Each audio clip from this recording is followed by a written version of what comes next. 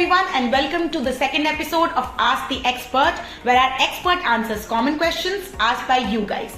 So first of all, thank you so much for the amazing response in our first video.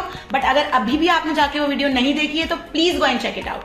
आज के video के लिए हमें बहुत सारे क्वेश्चंस पीआर और वर्क से रिलेटेड आए थे, so we thought why not cover those questions in today's video. And last video की तरह इस वीडियो के लिए भी हमारी जो गेस्ट है आज वो है miss Hazel. Welcome ma'am to the video. Thank you once again. ठीक है, सो मैम हमारा जो फर्स्ट क्वेश्चन है वो है वर्क वीजा और पीआर में एक्चुअल डिफरेंस क्या है? श्योर. सो जैसे मैंने लास्ट वीडियो में भी बताया था, PR is a skill visa which a person gets based on his own skills like his own education, his work experience, his own points, his English proficiency and the points he can get it from his spouse, right? But work visa के लिए apart from the skills you also need an employer in Australia, an employer who gets ready to sponsor you. So for work visa, first step is that person need to have a job offer with an employer sponsorship. So that's the difference. Okay, thank you so much ma'am. So ma'am, the second question we have जो बहुत सारे लोगों ने पूछा है वो ये है कि PR वर्क वीजा से बेटर क्यों है? Sure. So PR definitely इसलिए बेटर है क्योंकि उसके लिए आपको किसी एम्प्लॉयर का सपोर्ट नहीं चाहिए. You get your PR just basis on your own profile, right? You do not need any employer support.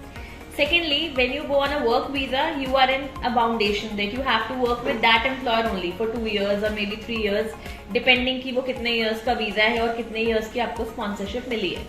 But अगर हम बात करें PR की, if person wants to work, study or even do business, he is allowed to do whatever. Permanent residency give you all the benefits except the voting rights जो सिर्फ Australian citizens के पास होते हैं. Rest Australia PR is like a citizenship only. Okay. Yeah, so there is no foundation. So इसीलिए ज्यादातर लोगों को आप भी अगर रेकमेंड करोगे तो आप भी PR ही रेकमेंड करते हो. Correct. So ultimate goal is PR. Okay. So ma'am, third question that we have is PR के लिए अप्लाई करना कब सही रहता है? जितना जल्दी हो सके. So honestly, I tell my clients and the people, those who are interested for Australia, to start the process at the earliest because you know every year the quota gets revised. And most of the states अगर हम देखें today as of now are open right now. So I would say this is the correct time. But the earliest you apply, better it will be. Why? Because whenever you start with the process, skill assessment में जाएगा 2 से 2.5 महीना easily. Then we'll submit your expression of interest. उसमें you may get invitation in 2 months. It may take 6 months. That depends upon your occupation or maybe the state for which we have applied.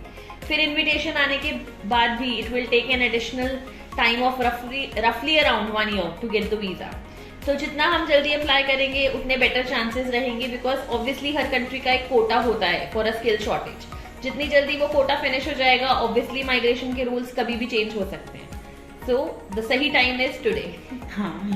So we would like to tell everyone that if you are planning and if you are thinking you can just call eHelp and connect with us and we'll help you with your journey. So ma'am, next question ये है कि काफी लोग बहुत concerned होते हैं documentation को लेके, तो PR और वर्क वीजा के लिए कौन से डॉक्यूमेंटेशंस मेनली चाहिए होते हैं? बेसिकली वही डॉक्यूमेंट्स चाहिए होते हैं जो आपने किया है. मीन्स अबाउट योर एजुकेशन की बात करें तो मार्कशीट्स एंड डिग्रीज. एक्सपीरियंस की बात करें तो ऑफर लेटर और अगर कंपनीज छोड़ दिए तो relieving letter plus payment evidences जैसे मैंने अपने लास्ट वीडियो में भी बताया था मेजर डॉक्यूमेंट्स के बारे में. सो अगर in case we are payment evidences like कि आपको अकाउंट में सैलरी क्रेडिट हो रहा है, आपके पास पे स्लिप्स हैं, अगर आपका PF कट रहा है तो PF स्टेटमेंट, टैक्स रिटर्न्स अगर नहीं है तो एटलीस्ट फॉर्म 16 हो. तो ये मेजर डॉक्यूमेंट्स हैं. इसके अलावा एक एडिशनल डॉक्यूमेंट आपको चाहिए होता है called as a reference letter. Reference letter means कि जिस भी कंपनी के साथ आपने काम किया है वहां पे आपके क्या रोल्स एंड रिस्पॉन्सिबिलिटीज हैं. A reference required from your employer. तो मैं PR की बात करूं या वर्क वीजा की बात करूं, दोनों ही आपको अपने पास्ट स्किल्स के बेस पे मिलते हैं. क्राइटेरिया में भी डिफरेंट. PR का स्किल असेसमेंट का क्राइटेरिया अलग है, वर्क वीजा का क्राइटेरिया अलग है जहाँ पे आपको सिर्फ 1 ईयर एक्सपीरियंस चाहिए. बट दोनों ही केस में डॉक्यूमेंट्स सेम रहेंगे kind of to prove your experience and your education. इसके अलावा you also need an English score जो मैंने लास्ट वीडियो में बताया था PT या IELTS. डेफिनेटली PR में रिक्वायरमेंट थोड़ी ज्यादा है, वर्क वीजा में कम है. So that's the basic difference. Okay ma'am, कितनी रिक्वायरमेंट होती है? तो PR की रिक्वायरमेंट तो मैंने आपको लास्ट वीडियो में बताई थी, बट वर्क वीजा में काफी कम रिक्वायरमेंट होती है. अगर आप PT दे रहे हो तो आपको सिर्फ 30 इन ईच लाना है. That's it. Overall 36, 30 in each in PT. अगर आप IELTS दे रहे हैं तो आपको ओवरऑल 4.5 का स्कोर चाहिए. So we suggest to give PT when you're applying for work visa. तो मैम जो नेक्स्ट क्वेश्चन है वो ये है कि ऑस्ट्रेलियन PR होल्डर्स की सैलरी क्या होती है एवरेज? Sure. So अगर मैं एवरेज सैलरी की बात करूं तो that is somewhere around 8,000 to 10,000 Australian dollars per month. But there is no minimum income criteria for PR. लेकिन अगर हम वर्क वीजा की बात करें, सो वर्क वीजा में जो मिनिमम थ्रेशहोल्ड है जो एज पर गवर्नमेंट एम्प्लॉयर को देना ही है, that is 73,400 Australian dollars. So definitely PR की सैलरी इससे ज्यादा ही होगी, which is average 8,000 to 10,000 Australian dollars. But I have seen people doing very well after taking PR. They are earning a salary up to 20,000 Australian dollars as well per month. So it depends. So minimum range की अगर हम बात करें, it starts from 6,000 Australian dollars for basic entry level profiles and goes somewhere up to 20,000 Australian dollars easily. So ma'am मतलब we can see कि why people would want to move to Australia, मतलब opportunity wise. तो आप जो भी spend करते हो इस पूरे प्रोसेस में, आई थिंक वो आपकी फर्स्ट मंथ की सैलरी में ही कवर हो जाता है. वहीं अगर लोग इंडिया में अगर कंटिन्यू करते हैं तो कितना ज्यादा डिफरेंस है? डेफिनेटली बहुत डिफरेंस है. Australia has best economy. So ma'am जो हमारा लास्ट क्वेश्चन है आज के लिए वो ये है कि RMA या फिर रजिस्टर्ड माइग्रेशन एजेंट के क्या फायदे होते हैं? श्योर. सो जैसे मैंने लास्ट वीडियो में भी ये पॉइंट बताया था कि आप कहीं से भी प्रोसेस करें बट वो RMA रजिस्टर्ड होना चाहिए.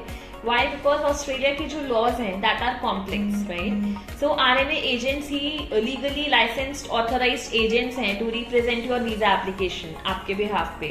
RMAs undertake continuing professional development training, CPD training, to constantly be in touch with the changing migration policies, right?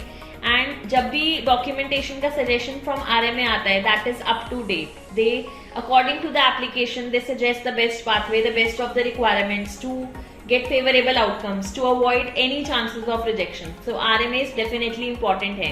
आगे चल के 1% अगर वीजा रिजेक्ट हो जाता है तो उस केस में while doing an appeal in visa refused matters, RMA can assist in those proceedings as well.